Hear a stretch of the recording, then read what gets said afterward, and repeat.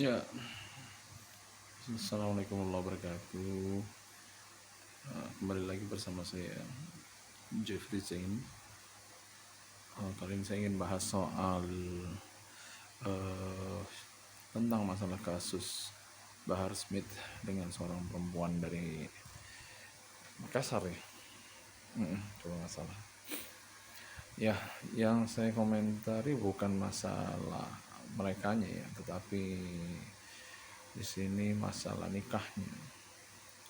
Ya, nikahnya itu dikatakan nikah siri. Nah, kalau bagi saya, siri itu berbeda dengan yang dikatakan atau yang mungkin diklaim kita semua. Dulu saya juga seperti itu sama saat ini.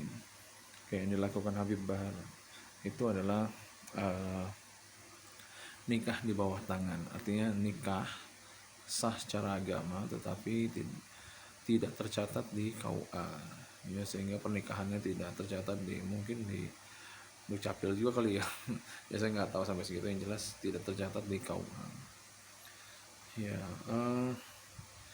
Kalau siri itu rahasia, artinya itu maksudnya menikah dengan konsep fikih nikah yang salah. Contoh, banyak nikah yang secara siri di Indonesia ini, contohnya anaknya perempuannya yang masih gadis itu tidak dapat izin dari ayahnya tapi tetap dialihkan ke wali hakim ya, atau ayahnya bercerai dari ibunya lalu kemudian tidak tahu kemana. Nah itu sebenarnya harus dicari dulu sampai ketemu dan dapat izin dari ayahnya, izin ya, walaupun ayahnya tidak berada dalam pernikahan, yang penting ya sudah didengar dari kedua belah pihak bahwa mereka mendapatkan restu dari ayah kandungnya. Seperti itu yang dimaksud siri itu ya, secara rahasia ya, kemungkinan bisa jadi rahasia dari dua keluarga, baik nikahnya dengan gadis atau janda sama. Kalau janda dalam riwayat kita kan memang diminta pertimbangannya, tapi juga harus punya adab akhlak. Ketika menikah dengan janda itu kedua keluarga juga harus tahu keluarganya si janda, apalagi janda bawa anak ya kan.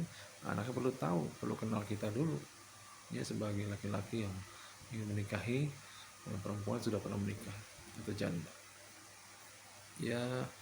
Jadi jangan main sembarang nikahin aja ya, kita harus fair lah sebagai laki-laki. Lalu kemudian bagaimana dengan izin istri? Enggak, nikah poligami itu enggak perlu izin istri ya, tetapi alangkah baiknya diskusi dengan istri.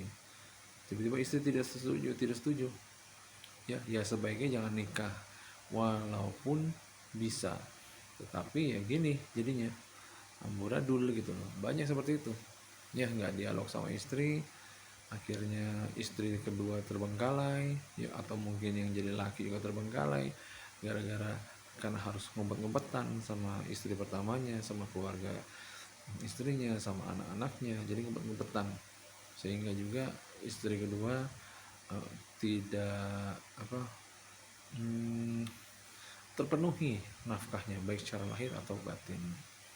Nah, apa yang terjadi dengan Bahar Smith itu, nikahnya ya mungkin istri pertama tahu ya. Nah ini kali ini adalah beda karakter gitu loh.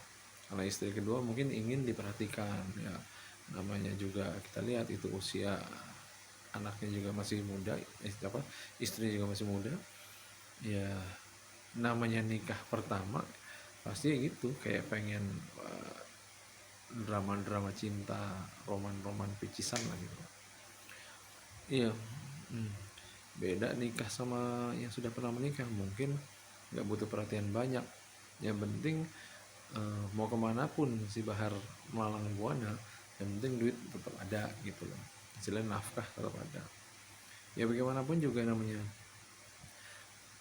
istri adalah perempuan yang butuh nggak cuma nafkah lahir uangnya, tapi juga nafkah batin, pelatihan ya kan, ya seperti misalnya tadi kepedulian ketika lagi hamil, ingin diantar berobat, ya, untuk mengetahui kondisi kehamilan. Tetapi ya, yang namanya istri kedua, apalagi yang karakternya seperti istri keduanya Bahar Smith, ya umumnya ya kalau istri kedua itu emang apalagi nikah ini secara diam-diam, ya itu pasti akan terbengkalai, ya. Suami tidak akan tinggal di rumah istri kedua, itu jarang jarang sekali, ya jarang sekali bisa seperti itu. Ya karena itu apa, sebaiknya kalau ingin menikah lagi ya dikompromikan dengan baik lah, agar istri pertama, kedua, ketiga, bahkan sampai keempat itu apa namanya, bisa saling dialog, bisa saling support walaupun beda rumah. Jadi seperti itu. Ya apa yang dilakukan Bahar bin Smith, kalau nggak salah saya dengar juga nikahnya bahkan lebih dari 4 ya. Wow, nah ini yang melebihi batas, tidak boleh, ya. Hanya para orang-orang suci yang boleh beristri lebih dari 4, ya termasuk Rasulullah sendiri, gitu. Ya Rasulullah sendiri dalam riwayat yang saya ketahui dari guru-guru saya itu, ada yang bilang 9, ada yang bilang sampai 11. Ya coba perhatikan di hadis-hadisnya siapa saja istri Rasulullah, ya kan. Ya itu lebih dari 4 gitu, sedangkan umatnya itu hanya sampai 4 dibatasi. Jadi ya begitu, ya.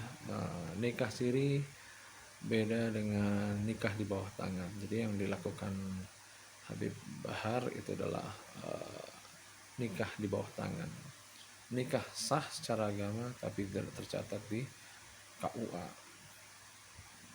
ya. Kalau nikah siri kamu bisa ngumpet-ngumpet, kita semua bisa ngumpet-ngumpet nikahin janda, ya, tanpa diketahui istri pertama, tanpa dialog. Ya itulah yang tidak berhasil pernikahan 4 ini, karena mainnya tidak fair. Harusnya fair, ya, dialog dulu dengan istri pertama, ya, mau nikah lagi misalnya, ya, dialog dengan keluarganya, dialog dulu dengan anak-anak yang sudah kita apa cetak dan dilahirkan oleh istri kita. Dialog dulu apakah mereka terima.